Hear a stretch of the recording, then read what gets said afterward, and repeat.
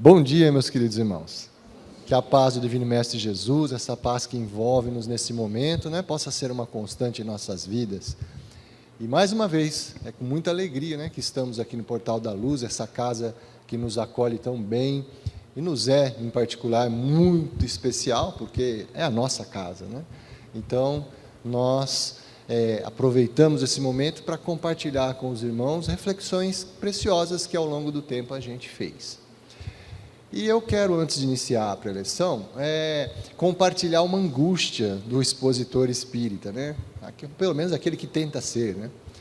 Sempre que nós somos convidados a fazer uma preleção na casa espírita, via de regra, ou nos é sugerido um tema, ou o tema é livre da escolha do orador. Sinceramente, eu prefiro a primeira opção, que a casa me sugira um tema, por mais difícil às vezes, polêmico, complexo que seja o tema, pelo menos já existe o tema, você já vai trabalhar, vai procurar. Agora, quando o tema é livre, é meio angustiante, porque você fica a imaginar qual será o melhor tema, o mais apropriado para aquele momento, para aquele público e para aquela casa. E aí fica aquela angústia. A palestra ao Domingos ele é extremamente assim, prudente, então há tempos ele marca, para não pegar ninguém de surpresa.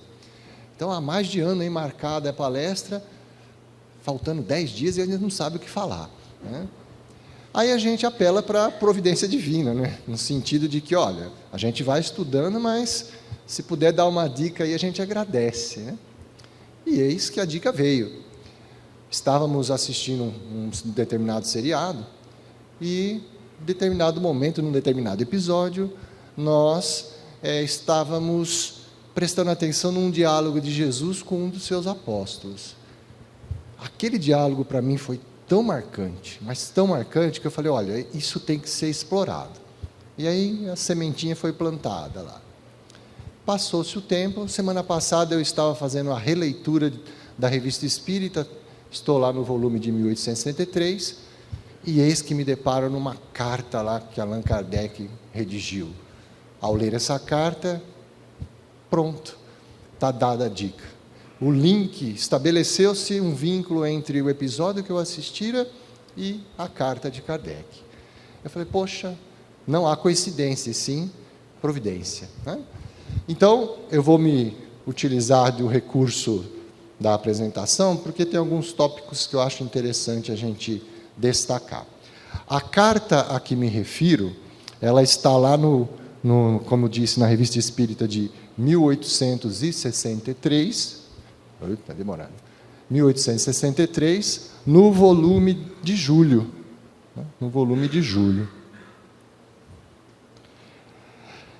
Essa carta é endereçada a esse padre, o padre Marrouzot. Quem foi esse padre e por que Kardec se deu ao trabalho de endereçar uma carta a ele?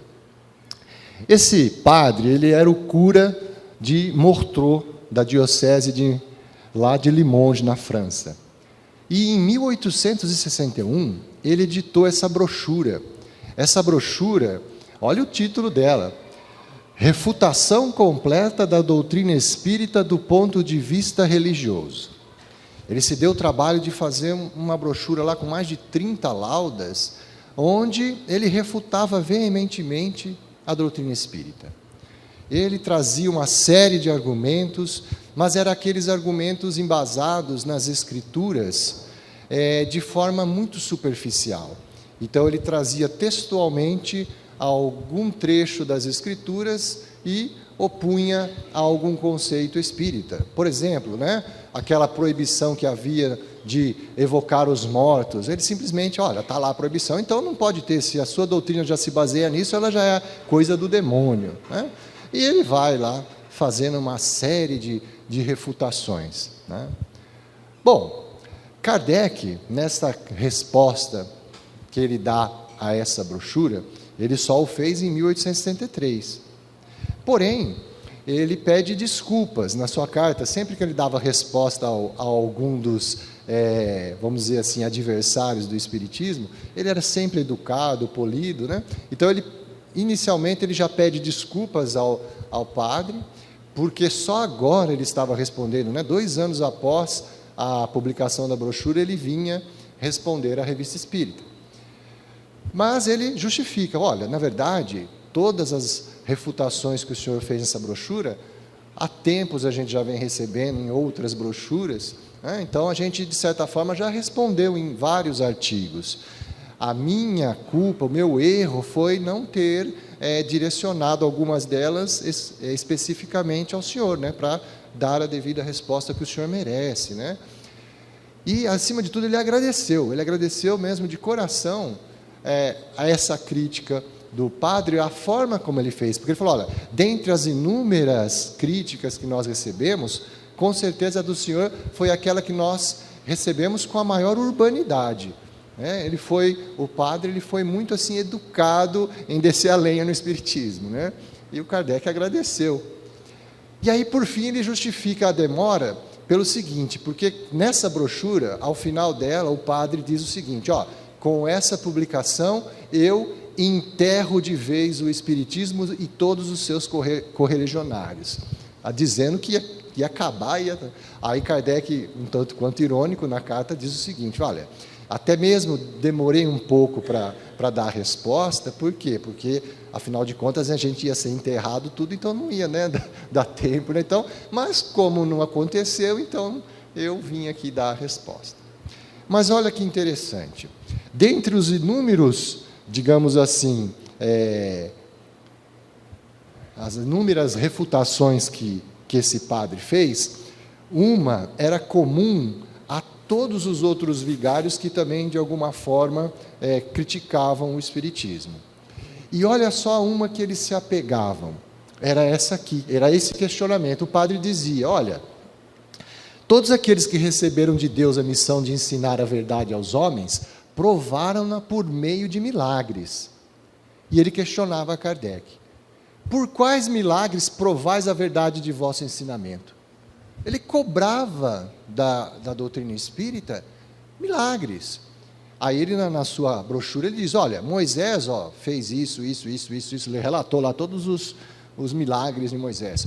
O próprio Jesus, os milagres, aí citou Francisco de Assis e inúmeros outros personagens, inúmeros outros milagres, que, poxa, esses trouxeram a mensagem divina, e olha lá, todos eles estão sustentados de algum milagre. Cadê os seus milagres? Me aponta os seus milagres. Se você não tem milagre. Bom, Kardec, então, de certa forma, fala, olha, eu já abordei isso, ele já tinha abordado isso de fato, num outro artigo da Revista Espírita, lá de 1862, fevereiro de 62, cujo título era exatamente esse, ó, o Espiritismo é provado por milagres? De certa forma, ele tinha trabalhado isso lá, mas ele veio agora, ele resgata esse artigo na resposta ao padre, e ele vai trabalhar essa questão dos milagres. Olha, primeiramente, os milagres que o senhor cita, eles não eram exclusivos dos detentores da verdade. Inúmeros outros também realizavam milagres, mas não tinham nada a ver com a revelação da verdade. Ele citava lá alguns dos sacerdotes egípcios e trouxe um monte de personagens lá que, sinceramente, assim, de verdade, de mensagem divina, não tinha nada, mas eles também produziam esses fenômenos que a doutrina espírita vinha explicar e tirar do sobrenatural e fundamentar cientificamente a ocorrência deles, né? Então, olha, esse teu argumento aí de que milagre, ele endossa tudo que é divino, já cai por terra aí, tá? Mas ele dá um passo além, ele vai um passo além.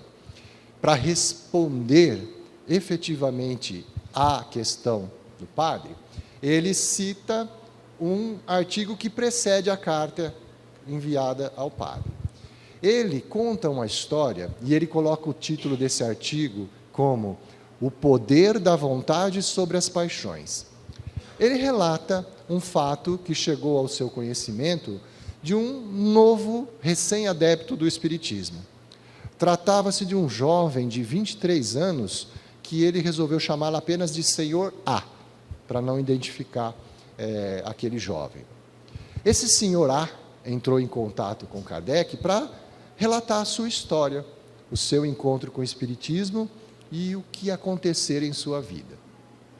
O senhor A, 23 anos, relatava que desde a sua infância era aquela criança extremamente colérica, que se enraivecia com tudo, qualquer momento, qualquer contrariedade. Se ele chegava em sua casa, não encontrava algo como ele esperava encontrar, já era motivo dele chutar tudo, xingar todos, se encolerizar mesmo.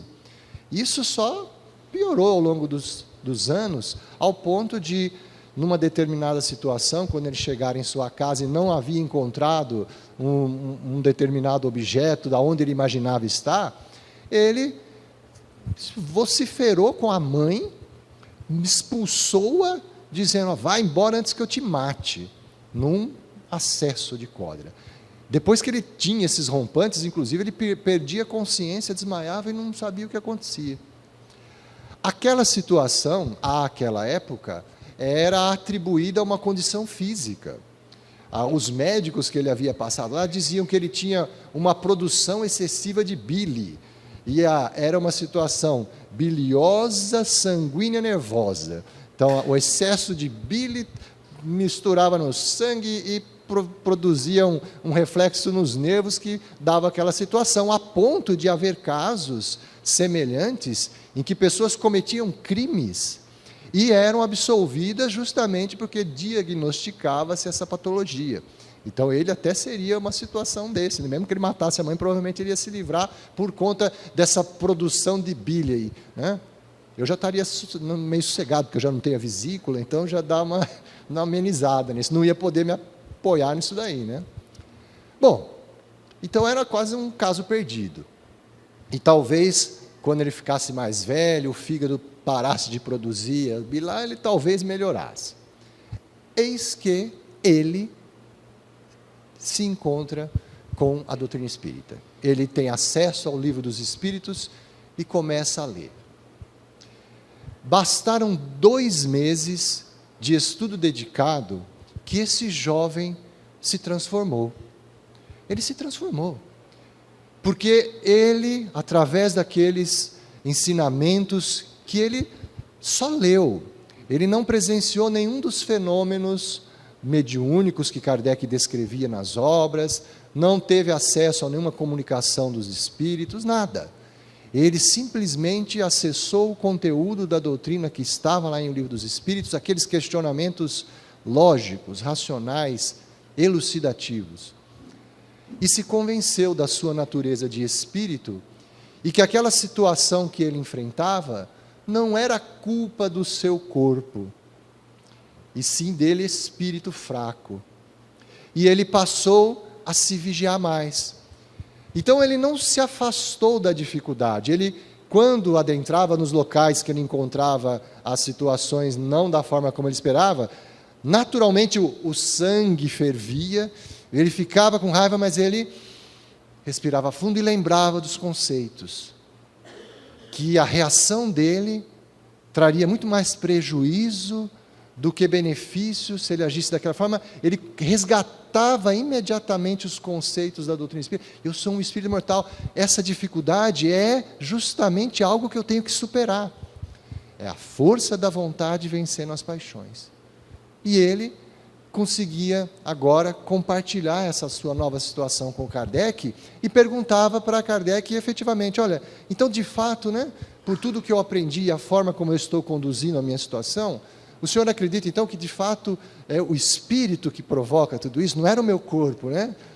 Aí Kardec responde, né? Fala: olha, você já deu a resposta. Efetivamente, ele faz aí um resgate de todas as possibilidades das existências passadas, essa tendência de violência, de cólera, que ele provavelmente já trazia na sua bagagem. Então ele faz toda uma explicação lá, bem didática, como lhe era peculiar, e responde a esse senhor A.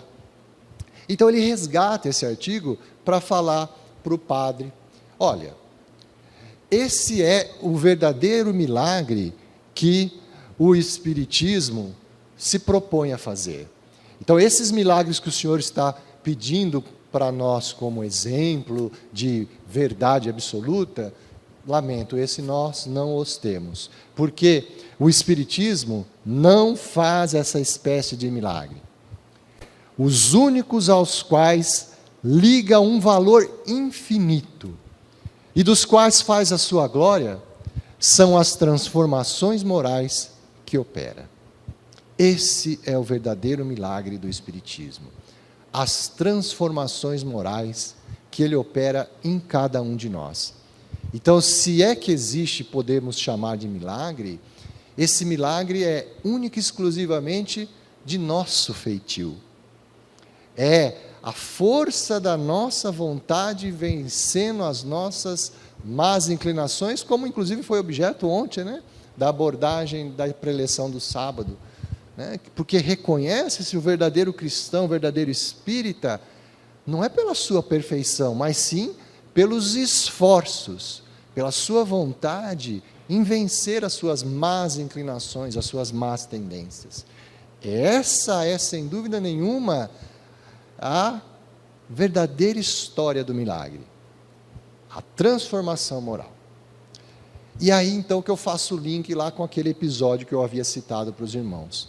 Porque, tirando essa questão doutrinária do milagre que os enviados do Senhor poderiam realizar ou não, vamos trazer agora essa questão do milagre para o íntimo de cada um de nós.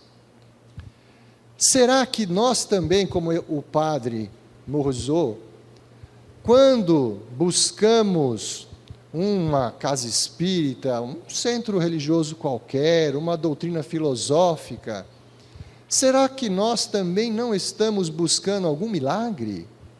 No sentido agora, como o padre o quer, numa resolução absoluta e imediata de todos os nossos problemas, sem que evidemos esforços para isso? Será que nós não fazemos isso também?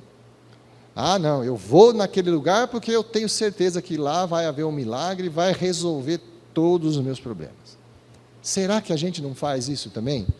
Pedro, o apóstolo, ele, em uma de suas observações lá, na sua epístola, a primeira epístola, lá no capítulo 2, versículo 21, ele faz a seguinte afirmação, ó. Para aqueles que já tinham tomado contato com os ensinos de Jesus, com o Evangelho, ele diz, ó, pois para isto é que fostes chamados, porque também o Cristo padeceu por vós, deixando-vos exemplo para que lhe sigais as pegadas. Quando ele faz essa afirmação, e depois nós vamos ver um comentário de Emmanuel sobre essa passagem, o que ele está a nos dizer é o seguinte, olha, verifiquem a história do Cristo. Em algum momento Cristo, ele utilizou-se de algum milagre para si mesmo, para resolver entre aspas, os problemas que ele estava enfrentando. Na hora do seu padecimento, em algum momento ele utilizou-se de algum subterfúgio, algum recurso miraculoso para resolver os seus problemas. A hora que ele estava sendo açoitado, humilhado, poderia ele, como o Filho do Homem, que tinha o poder de curar os leprosos, fazer andar os aleijados, dar a visão novamente aos cegos, ora, não poderia ele também valer-se desse mesmo poder para dar um basta naquele sofrimento que ele estava enfrentando? Racionalmente podemos pensar que sim, mas o verdadeiro milagre não é isso.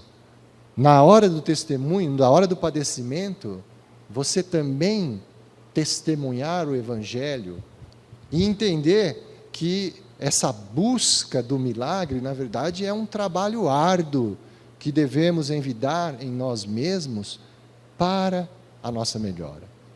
E aí eu chamo o trecho lá do episódio que eu assisti, que me comoveu muito. É um trecho assim que me emocionou muito, é um dos diálogos mais preciosos dessa série. É uma série que todo mundo deve conhecer, quem não conhece, vai atrás, o The Chosen, ou Os Escolhidos.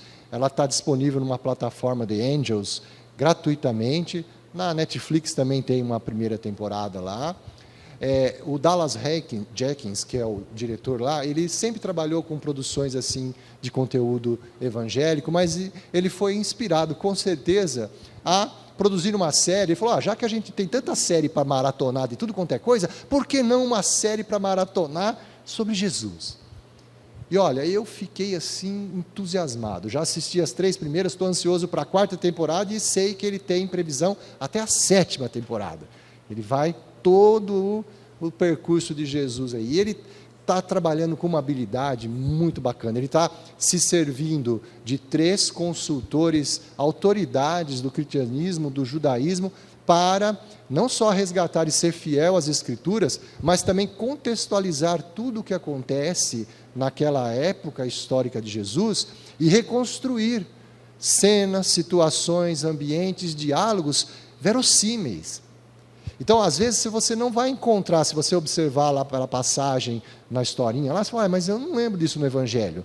Mas é uma reconstrução feita que se apoia em tudo que havia naquele momento, nos personagens, e não tenhamos dúvida, há sim a inspiração de algo maior para aqueles nossos irmãos, né? E esse trecho que eu trago, ele está aqui lá no 2º episódio da 3ª temporada. É um episódio que chama De 2 em 2. Por que de 2 em 2? Porque havia chegado um momento em que Jesus, que já tinha escolhido os seus apóstolos, e o The Chosen, o título, Os Escolhidos, é justamente mostrar um Jesus sobre a ótica daqueles que o seguiam. Então é maravilhoso, porque mostra um Jesus muito mais humano, próximo, porque é a visão daqueles que o seguiam. E em determinado momento, que eles já tinham constituído um certo grau de conhecimento, de compreensão da Boa Nova, Jesus então reuniu os apóstolos e dividiu de 2 em 2, fez duplinhas, para que eles saíssem a pregar. E se nós consultarmos os evangelhos, lá em Atos dos Apóstolos, que na verdade é uma continuação do Evangelho de Lucas, lá no 1º capítulo, versículo 8, tem uma exortação lá que Lucas ele relata, que o Senhor havia chamado e dito, recebereis o poder do Espírito Santo, e em meu nome curarão, expulsarão demônios, e de pregai na Judéia, na Samaria. E é exatamente isso que Jesus pede deles, eu vou outorgar a vocês o poder de curar e expulsar demônios. Vocês partem e vão transmitir a boa nova, vão espalhar. E aquela afirmação de que os apóstolos teriam o poder de curar, sensibilizou muito um dos apóstolos. Tiago Menor é retratado nessa série como sendo um dos apóstolos que tinha uma dificuldade física. Ele era coxo, ele caminhava com um cajado, ele tinha dificuldade de caminhar.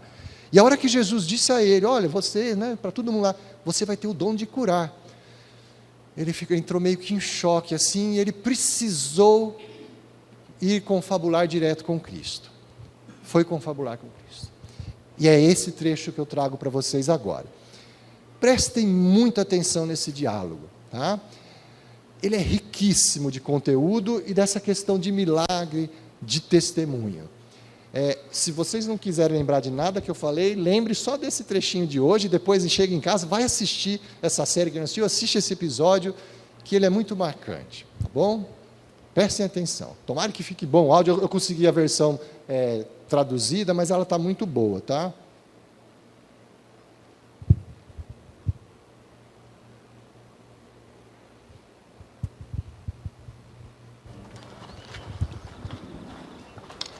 Mestre. Tiaguinho? Podemos conversar? É claro.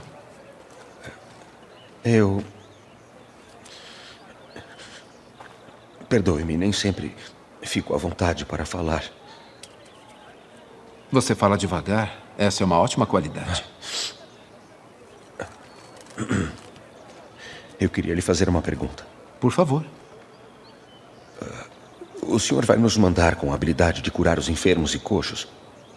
Sim, foi isso que o senhor disse. Sim. Então está dizendo que eu vou ter o poder de curar.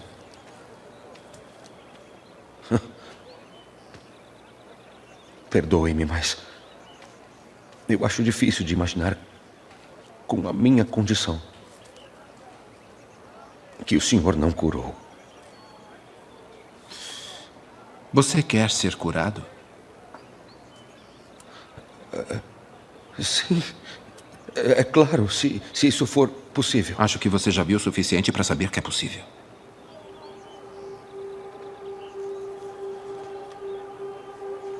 Por que não me curou? Porque eu confio em você. O quê? Tiaguinho. Meu precioso Tiaguinho. Eu preciso que você me ouça com muita atenção. Porque o que eu vou dizer vai definir toda a sua vida até este ponto. E o resto da sua vida a partir daqui. Você entende isso?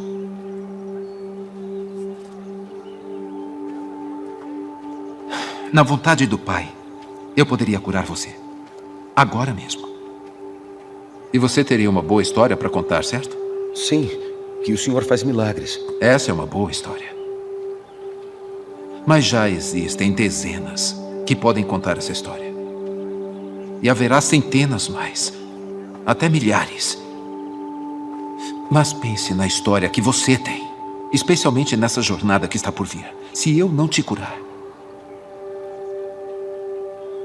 Saber proclamar que você ainda louva a Deus apesar disso. Saber como focar em tudo o que importa, muito mais do que o corpo. Mostrar às pessoas que você pode ser paciente com o seu sofrimento aqui na Terra, porque você sabe que vai passar a eternidade sem sofrimento. Nem todos podem entender isso. A quantas pessoas você acha que o Pai e eu confiamos isso? Não muitas. Mas os outros, eles são muito mais... Muito mais o quê? Eu não sei, fortes, melhores nisso. Tiago, eu te amo. Mas não quero ouvir isso nunca mais.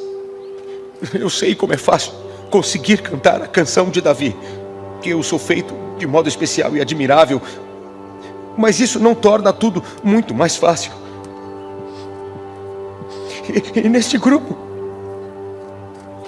isso não me faz sentir menos como um fardo. Um fardo? Em primeiro lugar, é muito mais fácil lidar com o seu passo lento do que com o temperamento do Simão. Acredite em mim. Você é rápido? Você parece impressionante quando anda? Talvez não seja. Mas essas são coisas com as quais o Pai não se importa. Você vai fazer mais por mim do que a maioria das pessoas jamais sonhou. Tantas pessoas precisam de cura para acreditar em mim. Ou elas precisam de cura porque seus corações estão muito doentes. Isso não se aplica a você. E muitos são curados ou não curados porque o Pai Celestial tem um plano para eles que pode ser um mistério. E nos lembramos do que Jó disse. O Senhor o deu, o Senhor o tomou. Bendito seja o nome do Senhor.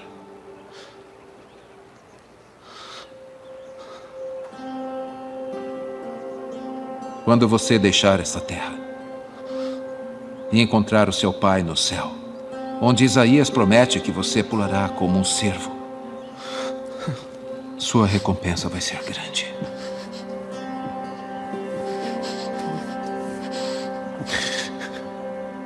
Então aguente um pouco mais. E quando você se vir encontrando a verdadeira força por causa da sua fraqueza, e quando fizer grandes coisas em meu nome, apesar disso, o impacto vai durar por gerações. Você entende? Sim.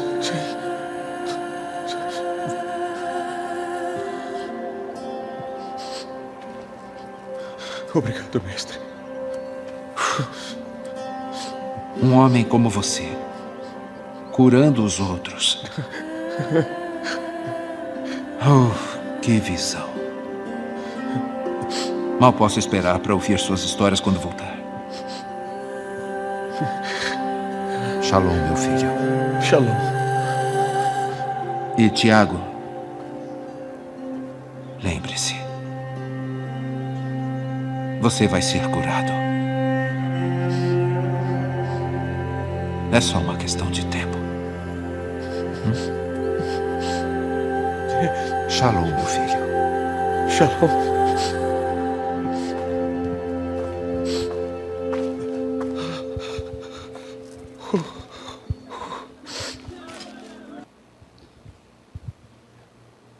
Eu não me canso de ver esse trecho aí.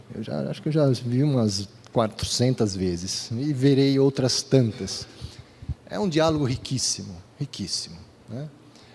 Onde o apóstolo, né, ele mostra a sua fragilidade, né? Ele mostra o seu, entre aspas, descontentamento e, acima de tudo, a sua incompreensão. Ué, mas como que você quer que eu cure se sequer eu fui curado? E aí a lição do Cristo é riquíssima, né? É riquíssima. A força que teria a ação desse nosso irmão, curando o próximo, sendo ele detentor de uma enfermidade, né? É a mudança da chave. Eu estou aqui por causa de ou apesar de, como Jesus disse, né? Na música, né, que o Domingos sempre canta para nós aqui no portal, testemunhos verdadeiros do Evangelho Redentor. É sermos esse testemunho por causa da dor ou apesar da dor. A glória, como disse o mestre aí, que nos espera, para aquele que efetivamente entende que as dores, os sofrimentos, as dificuldades, elas são ferramentas valiosas, pedagógicas, para nos ajudar a conquistar aquilo que Jesus disse: olha, a sua felicidade não está aqui, está lá na eternidade, né? Isso com certeza tocou o apóstolo e toca a todos nós. E Emmanuel, ao comentar essa passagem que citei há pouco da epístola de Pedro, ele, lá no livro Fonte Viva, capítulo 171, ele traz como título testemunho. Nessa mensagem, Emmanuel, de certa forma, ele nos mostra o porquê dessa fragilidade nossa quando nós tomamos contato com o Cristo e com o Evangelho. Porque quantos aqui não tiveram ou têm essa impressão de que, olha, depois que eu estive em contato com o Evangelho, seja na casa espírita, onde quer que seja, mas eu compreendi a mensagem do Evangelho, parece que tudo se tornou mais difícil, parece que o sofrimento dói mais, parece que os reveses são maiores, e às vezes, quando pior ainda, né, a gente faz aquela, quer fazer uma prestação de contas no sentido, poxa, eu me dedico tanto a esse Evangelho, a estar aqui na casa espírita, a trabalhar, eu não sou merecedor de algum crédito, não, resolve esse probleminha aqui para mim, que é o milagre, assim como o padre queria, e até certo ponto Tiago também queria, que é um milagre, né? Será que a gente não faz essa cobrança de vez em quando? E se esquece dessa proposta do Cristo, que o verdadeiro milagre é a nossa transformação moral e apesar de tudo, manter-se fiel ao Evangelho. Então, Emmanuel ele fala, olha, na verdade, o que acontece é, aqueles que já se encontraram com a Boa Nova, tornam-se mais sensíveis. Então, aquelas situações que antes não nos incomodavam, passam a incomodar. Quantos aqui se recordam, por exemplo, de que, num determinado momento de suas vidas, tinham determinados hábitos que depois de se dedicarem ao Evangelho, a estudar melhor as Escrituras, os ensinos da doutrina, a verdadeira razão de aqui estarmos, começam a falar, poxa, eu não consigo me ver mais naquela situação. Às vezes acontece até alguns afastamentos do próprio núcleo familiar, porque somos incompreendidos por conta dessa nossa nova visão. Então, às vezes, algumas reuniões em que era típico familiares, amigos se encontrarem, ótimo, saudável, salutar, mas de certa forma, em algum momento, aquela reunião, ela se transfigurava num antro de maledicência, de anedotas assim que hoje nos chocam e à época nos fazia rir, né? Então, nos incomoda e às vezes acontece um afastamento natural. E lá depois, na frente, há um reencontro, mas em outras circunstâncias. Às vezes até mesmo na casa espírita, né? Então, o Emmanuel fala, olha, de fato, a gente fica mais sensível. Então, o que não nos incomodava, agora incomoda. Então, parece que a coisa piorou. Não é que a coisa piorou. Aquele véu que encobria o seu raciocínio, a sua inteligência. E aí, Kardec, lá naquele artigo, ele fala para o padre, olha, a era dos milagres materiais não é mais necessária. Porque aquilo foi necessário em um determinado momento para chacoalhar, dar um choque aos espíritos. Hoje, estamos na era da inteligência, diz Kardec. Utilize-se a razão, por isso da fé raciocinada. Tudo é trabalhar uma fé raciocinada. Entender que as ações têm as suas consequências e que a vontade é, sem dúvida nenhuma, aquele recurso necessário para a nossa vitória. E em determinado momento dessa mensagem, Emmanuel faz a seguinte consideração, por conta desses reveses que a gente encontra no dia a dia. Olha, se nos encontramos, pois, em extremos desajustes na vida íntima, à face dos problemas suscitados pela fé, de fato, é isso que a gente acabou de falar, às vezes, esse despertar nosso da fé parece que nos traz um monte de problemas. Saibamos superar corajosamente os conflitos da senda, optando sempre pelo sacrifício de nós mesmos, em favor do bem geral, de vez que não fomos trazidos à comunhão com Jesus simplesmente para o ato de crer, mas para contribuir na extensão do reino de Deus ao preço da nossa própria renovação. A proposta é mudar a chave, sermos testemunhos verdadeiros do Evangelho Redentor, não por causa da nossa dor, mas apesar da nossa dor. Então, meus irmãos, a reflexão da manhã era essa. Gostaria de compartilhar com os irmãos, para que cada um de nós se predisponha nessa jornada de trabalho intenso, essa luta contra as nossas más tendências, como na prece dita na abertura, aquela prece que convoca em nós essa necessidade de transformação, que nós tenhamos essa força, esse desejo, essa vontade forte de vencer em nós o mal, de sermos efetivamente o testemunho do Evangelho apesar de. E que, ao sair daqui hoje, se nós ainda não conseguimos ser um mártir, né, no testemunho, não é isso que Jesus nos pede. Ele pede que nas pequenas coisas, assim como lá o Senhor aos 23 anos, despertou, havendo a dificuldade, havendo o conflito, respira fundo, conecte com o seu anjo guardião, peça inspiração, essa é a vontade, e muda a forma de agir, muda a forma de reagir. Pensa sempre lá no futuro, o que você vai colher lá na frente. Às vezes é melhor suportar uma adversidade, um revés agora, mas entendendo que os frutos serão colhidos lá no futuro. Esse é o objetivo. E o verdadeiro milagre, repetimos, como disse Kardec, que vamos encontrar aqui na Casa Espírita, não é a cura da nossa enfermidade, não é a resolução dos problemas de relacionamento financeiro, não. É o conhecimento de si mesmo e, acima de tudo, a nossa transformação moral. Que Jesus abençoe a todos. Fiquem em paz, um excelente domingo, uma ótima semana e que Ele nos oportunize um próximo e breve encontro. Que assim seja.